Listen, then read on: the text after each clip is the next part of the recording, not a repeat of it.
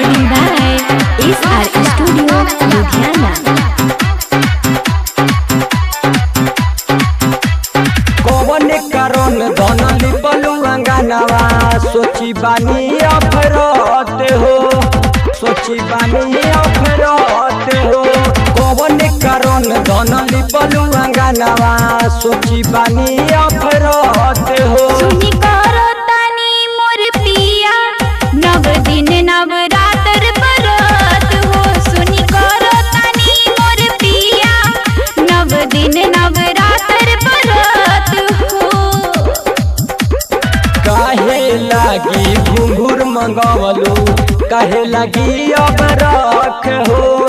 काहे लागी घुंघुर मंगवलू, काहे लागी अब रख हो। सुनी करो तानी मोर पिया नव दिन नवरात्र बरत हो। सुनी करो तानी मोर पिया नव दिन नवरात्र बरत हो।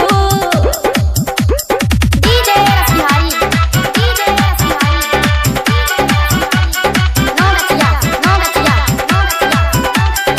बोला बोला पहाड़ वाली मैया की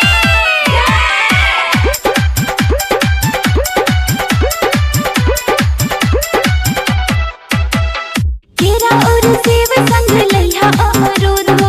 लाले लाले फूल वाले अइहा ओढ़ौल हो, ओढ़ौल हो, अइहा ओढ़ौल हो। केरा और सेब संग लइहा अमरूद हो। लाले लाले फूल वाले अइहा ओढ़ौल हो, अइहा ओढ़ौल हो, अइहा ओढ़ौल हो। बोल कहिया माई अइहन हो, हमरा के दुलरइहन हो। बोला बोला पहाड़ वाली मैया की बैठल रोज रहेलू घर में, आज बारू कहलत हो। बैठल रोज रहेलू घर में, आज बारू टहलत हो। सुनी करो तानी मोर पिया नव दिन नवरात्र बरत हो। सुनी करो तानी मोर पिया नव दिन नवरात्र बरत हो। डीजे रसिहारी डीजे रसिहारी नो नचिया नो नचिया नो नचिया। बोला बोला पहाड़ वाली मैया की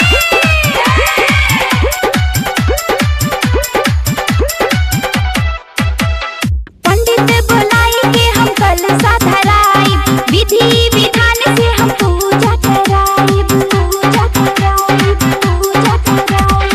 पंडित बुलाई के हम कल साधराई, विधि विधान से हम पूजा कराई।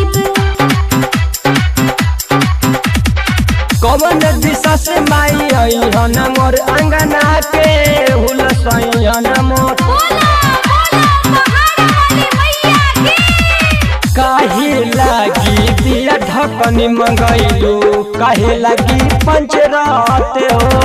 काहे लागी दिया ढकनी मंगैलू, काहे लागी पंचरात हो।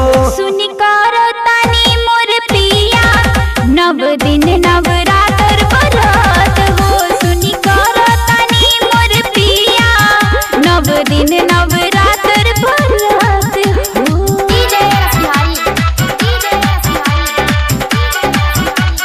नो नचिया नो नचिया बोला पहाड़ वाली मैया की Recording by SR Studio, Ludhiana.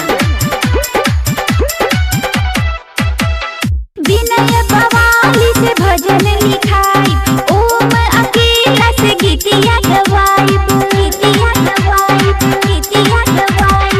विनय बवाली से भजन लिखाई, ओम अकेला से गीतिया गवाई। नहीं तोहरा कुछ आवेला हो, सभे बतिया हो जानेला हो।